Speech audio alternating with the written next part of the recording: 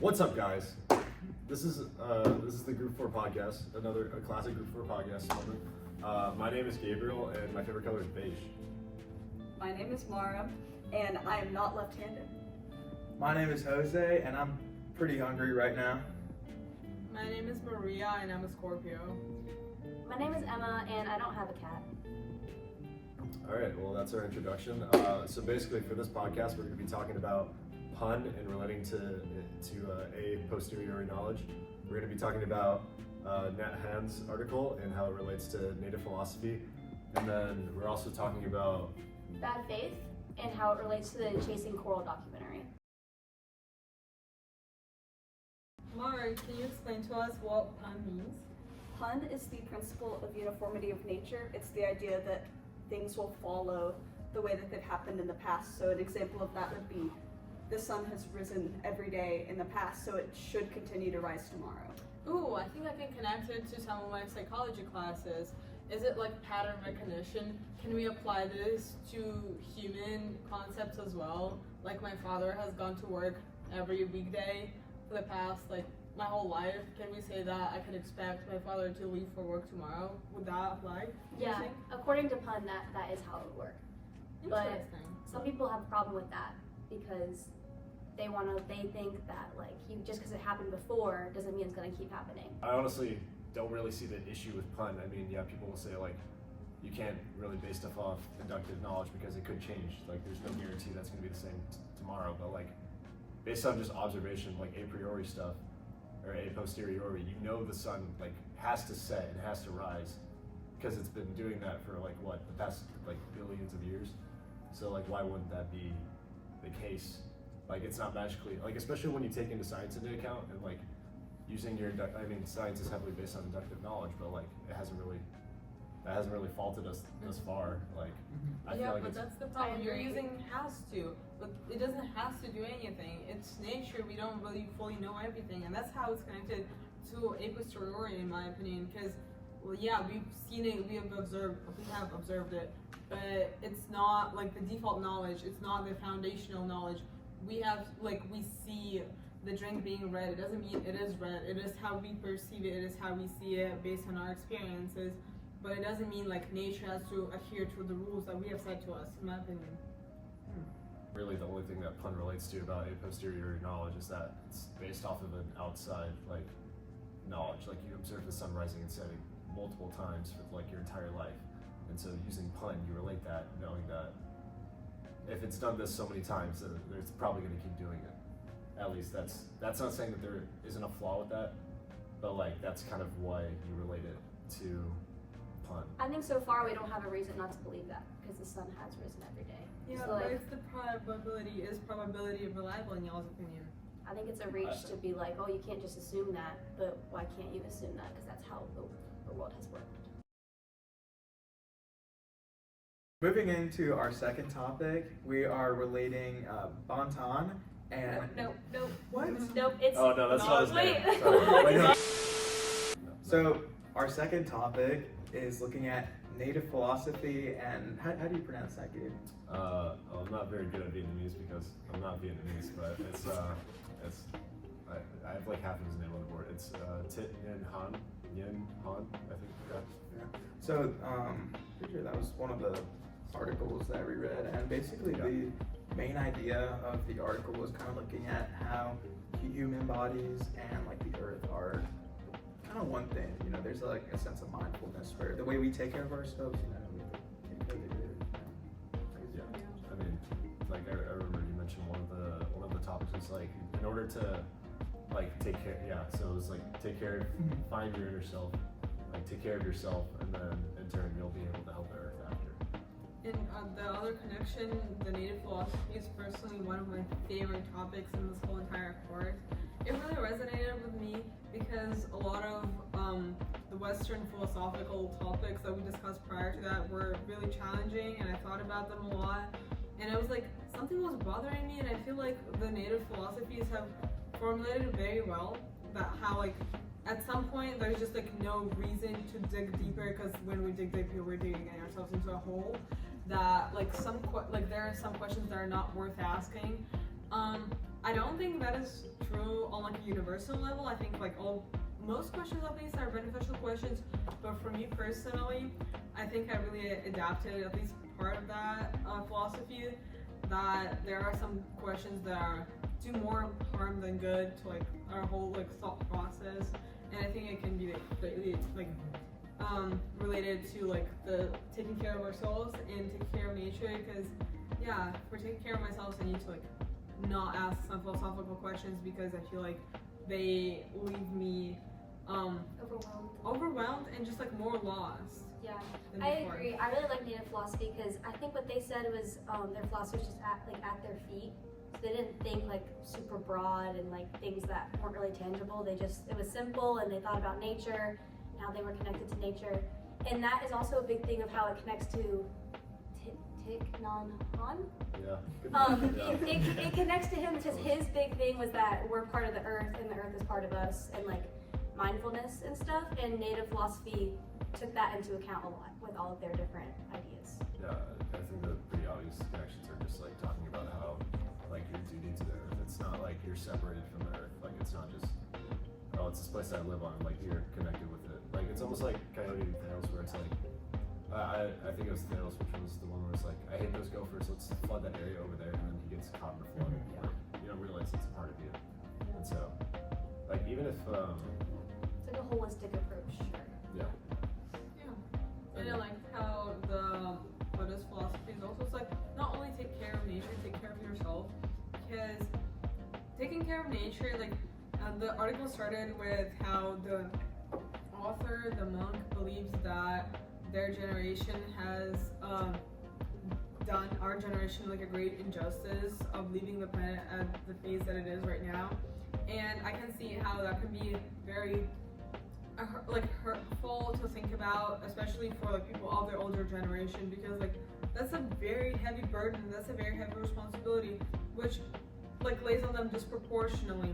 And I love how like the author mentions taking care of yourself, like not just like breaking your like head with this pain, this guilt, this I don't know, shame or whatever he mentioned in the article, but like taking care of your inner soul, just like Yeah. I like that you mentioned taking care of yourself, because I think that really is like another thing in class where it was like the limit of questioning, and you both kind of touched up on that, where it's like limit of questioning is like talking about, some questions really don't need to be asked, and not asking those questions is kind of giving us peace, where a lot of the thinking we just have to experience it. We don't really have to think about it too much, and that just I think relates back to like the whole mindfulness kind of aspect in trying to like connect these 2 points together. Yeah, I feel like these 2 points, they have a lot of applications in our daily life. Yeah. Like I love the idea of mindfulness and how we connect to the earth, instead of just like thinking of all of these broad philosophical questions, and I feel like we get just bogged down in that sometimes, and I feel like it's nice to come back to this concept and just understand that we are connected to the earth and everything around us, and it's not always about asking like the deepest possible questions.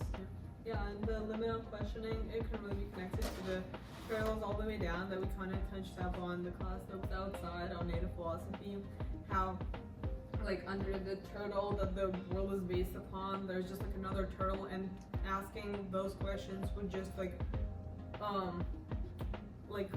close us in a loop of questions and questions and questions that is hard to get out of and like kind of pointless to ask in the first place. And I think that again like connects to the Buddhist philosophy of mindfulness. That like mindfulness is a big part of it, is just like not closing yourself, not blocking yourself, right? So a lot of connections, but I think big takeaway is just take care of yourself, and the way you take care of yourself is how you take care of the earth and the people. You guys like turtles? I Yeah, love I love turtles. turtles. I want to eat one. I feel. Oh, yeah. Oh. All right, we're doing bad faith and chasing coral. That was Yeah. It was one of the most interesting documentaries I've seen in the past year, and I watch a lot of documentaries like at least once a month. It was also very heartbreaking. It was deeply, deeply, deeply disheartening. I don't know, and very scary to be honest, because the sheer speed and rate that this is happening, like it showed that at the beginning and at the end of the documentary, the scene has drastically changed, and yeah, it was very, very scary. It's really sad that like what humans are doing are like causing all the coral to die because it's so pretty and like it's gonna take a lot for it to stop, and it probably won't because that's like a huge contribution that everybody would have to participate in. Yeah, if I'm gonna be honest, I had no idea that was happening. Like, I legit Wow. thought that every coral reef just looked like Nemo. And, like, it's like, oh, it's so great. Like, look, there's Nemo. And then nothing bad's happening. Like, they say it's dying, but like, I didn't know it was like that bad. Like, especially like just looking at how pale it is, it looks like almost a cadaver. It's Like, bones. crazy. It looks like a skeleton. I think the really sad part is like coral bleaching is, you know, some of it is dead and some of it is dying. So we're kind of looking at what can we really do, and that's I think something we're trying to look at in connecting bad faith with chasing coral. Yeah. It's easy to think that like you're just one person. You're like, oh well, the coral's dying and that's really sad, but what am I supposed to do about it? Because like I was just saying, like, oh, it would take a huge contribution from everybody to like try to stop it. But that's what bad faith is about, is you kind of limiting yourself by just thinking that you're not capable of everything you actually are capable of, just as like a defense mechanism. Because sometimes it's scary when you really think about all the possibilities of what you could do with your life.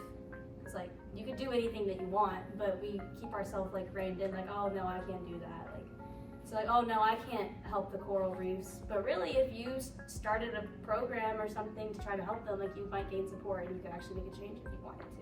Yeah, I feel like bad faith is just like a cop out. Like, you don't want to take that responsibility, and you also feel like that. I mean, in some cases, some people might feel like they don't want to take that responsibility, and some I can see like, I don't know if I can even make an impact. But I feel like that's also a weak argument because like, if you're not making an impact, or if you're not even trying, you're not doing anything. You're just gonna let it happen. Like, even if it's like, shout out to Dr. Tehran, my engineering teacher. At the beginning of the year, he had like an assignment where it's like, how is NC State going to go green by like 2050, I think. They're going to cut down on carbon emissions and nitrogen. And he was basically saying that like, somebody like when addressing this issue, let's say like, oh, there's no point because nobody else is doing it. Or like, when being sustainable, nobody else is going to do it. Like, if you're going to recycle something, don't even bother because nobody else does it. Like, that's just a weak argument because like, even if you do like a little bit, that's at least doing something. And like, Yeah, like bad faith is just like you're lying to yourself that you can't do anything at all. But I think it's really important because, like you were saying, like it's really little things that can make like a big impact. So I think that creates like a critical mass. Where it's like maybe it's just like a few players that are really putting resources and investment and like the time to actually like create change with coral, for example. But it's those people that are going to help drive the change, get other people involved. It doesn't have to be like each of us have to like donate $100. It could be us, creating clubs, spreading awareness, just doing really little things. And I think that's where the issue with bad faith comes in. It's like, we're telling ourselves that we can't do anything, and that all this that we could possibly do is just not ever going to be enough. Do you think that perhaps faith is kind of connected to the Buddhist ideology, like that we discussed in the previous segment? How, kind of distancing yourself from the issue, kind of thinking, oh, I can't do anything. Can that be considered a responsible practice of, like, not mindfulness, but self-preservation? Or is it not self-preservation if, like, the outside is dying, even if your like, inside is at peace because of your coping? I think people experience bad faith, like they probably are trying to self-preservation, and that's probably part of it. So like they maybe are practicing mindfulness by just like keeping their peace and not worrying about things that they think they can't control. But that's also part of the problem. Like too much mindfulness and too much peace is probably never good, especially when something like that's happening. We need to remember with the connection to native philosophy too that we are related to the world around us. There's a great example in the documentary of this connection where they're launching from like a party boat to do their filming of the coral, and it's just all of these people just like having like a great time on the boat, and they're just completely unaware of what's happening around them, and that right underneath them the coral is slowly dying. we don't know that they're unaware. Maybe they're just having the time of their life because when if not now, if like everything is getting worse by the day, like it showed like between like it is the matter of literal days between like life and death of coral. When is it to leave life if not now? Like it's much better to have a party. Well, there's like pretty nature to have a party at. Yeah. They probably just think it's like someone else's problem. Like, oh, we're having a good time right now. Like, oh, these scientists are going to raise awareness for it, so we don't need to worry about it because they're doing it. So it's like a shifted responsibility. Right. It's like it's not my responsibility, it's someone else's responsibility. Are y'all kind of getting to like the same idea where like even if you do a little bit, like it might not have an effect, but it's at least something. Yeah, I think it takes some of the burden off of everybody too. I feel like if everybody pitches in a little bit, we also can, I guess, feel better morally about ourselves and what we're doing in our own lives. That's the end of the podcast. Wait, no. No, There's no. a golden coral joke. Oh. Oh, okay. sorry. What is our favorite type of coral? My favorite type of coral is golden coral. You mean golden coral?